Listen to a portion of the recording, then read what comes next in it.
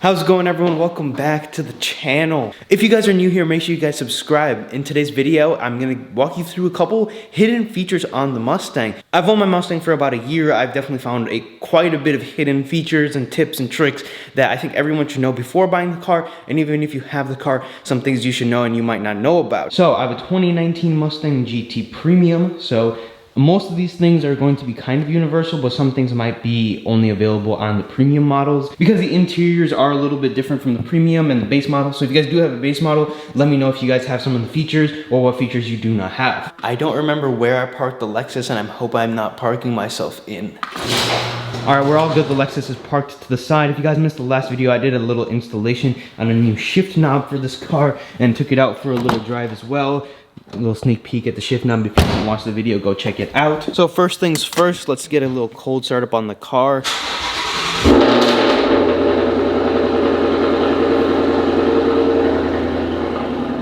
It is very loud. Now that we have no one to bother us, let's talk about some hidden features, some secrets about the Mustang that everyone who owns this car should definitely know. So let's start from the back and then we'll work our way forward. Number one, to open the rear trunk. There's probably two ways that you know. One of them is there's a button right here, and the other there is a button on the key. That's not really the most convenient most of the time. So if you lock the car, put it in your pocket, you come up to the car, there's actually a button right under here in the middle of the car that will open your trunk. Super convenient if you ever have something in your hands and you just want to open the car, don't have to take the key out, and you don't have to go in the car either. I didn't find this out until probably a couple months of me owning the car when someone pointed it out in one of my comment sections. So that is very helpful to have.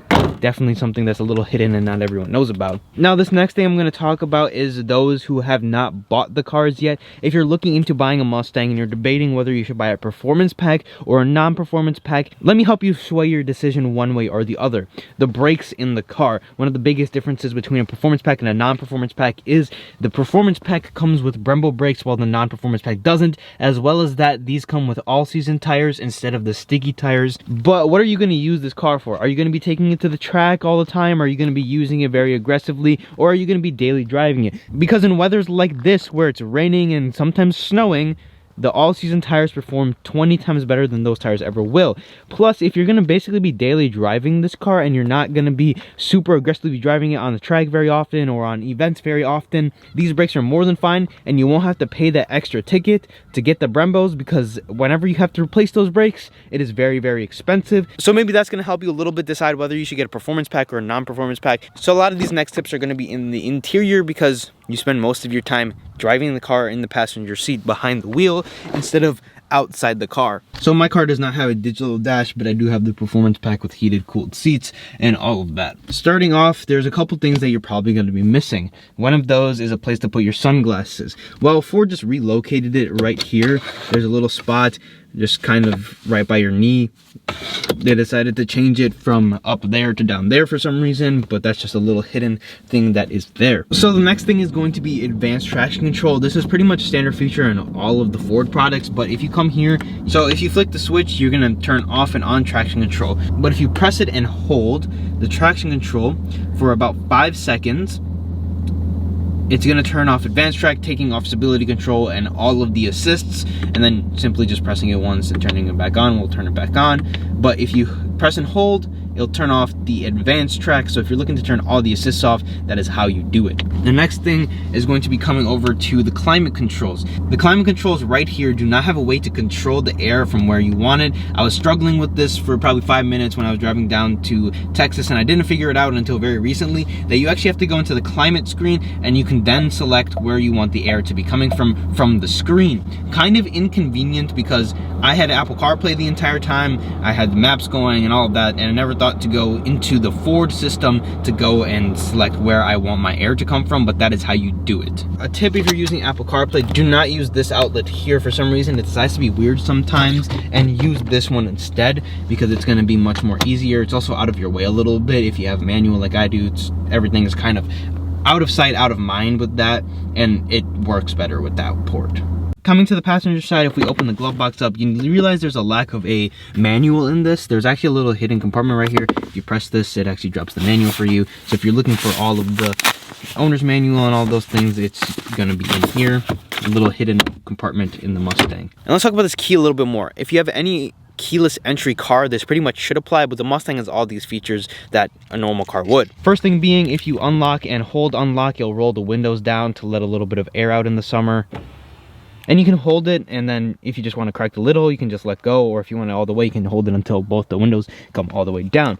Along with that, you have keyless entry, and you can also lock the car from the outside. So these little lines right here signify the car being locked. The car is now locked, but of course, keyless entry, you put your hand there, it'll unlock for you. So there's actually two different ways that if your key fob battery does die, that you can gain access into the car and start the car. So I'm going to walk you through the steps of if your car battery dies, what to do. So first thing, Mustang has this little kind of hidden thing here. You put your key in this hole, but this piece actually does slide out. If you put your key right here, there's a little hole, and this piece will slide out, and then there is a keyhole underneath that you can twist and open, and you press this little button on the key, of course, and slide it out, and then you have access. So that's what you do when your key dies. But one thing you can do in pretty much any car when your key battery dies is bring your key next to the start button and press it down, and it will start the car. Of course, with your foot on the brake and everything. But with the Mustang, if you empty out your cup holder, there's actually a secondary place right here that you can put your key into if it dies, or even if you want to reprogram the key or program it to be a secondary key or something like that. All the programming is done by putting the key in this little slot right here. But that's pretty much all the features I have, other than one really cool feature that you get in the premium that I'm gonna have to go into the garage to show you guys. But let's give the Mustang a little start. My car did not come with a valve option. It'd be an additional switch here that you could adjust your valves to quiet, to loud, to track mode, and all of those things, and adjust the noise. My car is just one noise, and I mean, I have an aftermarket exhaust on it, so it sounds amazing.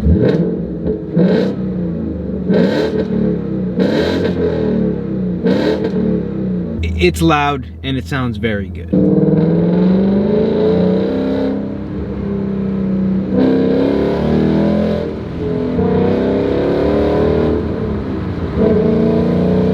Alright, now that I've got the car in the garage, I can show you guys this feature. You can probably already tell what feature I'm going to be talking about when I get the car in the garage, but it's the ambient lighting in the car. All of this ambient lighting is all fully adjustable. Also, the halos around the little dash is adjustable as well. If you go into settings and then you go into my color, you can change the gauge color to basically all of the different colors you want. That's the interior of the gauge. I like to keep it on white. You can change the halo colors to basically any color you want as well. And it's just a pretty cool feature. I always just keep it on purple because that's the color that I like, because my car is bluish purple on the outside. And you can change the ambient lighting as well. You can also dim it if you choose to, and turn it off if you want as well. And then you can change the different colors in the ambient lighting in the doors, and also this changes as well with it. But it's just a pretty cool feature. On top of all the colors you're already given, you can actually go and make your own custom colors called My Color. You can go and figure out like different color codes and stuff. Yellow is not one of the colors that's available, but I have it set as one of my colors. So if I wanted to have a yellow, I can go in and go click My Color number 1, which I have set to yellow. You can change all the RGB settings. So if you wanted to go through and do that, and it doesn't have a color that you want from the factory, you can still have it in the car and set it. More to come on the other cars with the Lexus and the BMW. We're also going to see if we can add another car, like I was talking about, adding a fourth potential car for a kind of better, economical, fun project daily car for the summer, which might end up coming, maybe not. We'll see. More to come on all of those different things. I'm very excited for the summer, everything to start opening up. I upload every other day if you guys are new. Going away from the shorts is one of the things I've wanted to do for a while. Shorts picked up again, so I started uploading them, but it's starting to die out again. You won't really be seeing too many of them because I do enjoy making the shorts, but only on occasion. I enjoy making these longer videos much more, and I think I'm just gonna do that because that's what I enjoy doing. Let me know what you guys think about the change. I'm still going to be very active even though I'm not uploading every day. You guys will see probably like a poll from me or a little story from me on YouTube. So I'll still be very active on all of my social medias, including Instagram and TikTok, but mainly on YouTube. I personally find it when it's just the longer videos all in one place, it looks a lot better. And if you've been subscribed to me for a long time, you know I've kind of been bouncing the video idea back and forth to go to longer videos, and that's always been the goal. So this shouldn't come as too much of a surprise. But that is all I have for this one, and I will see you guys in the next video.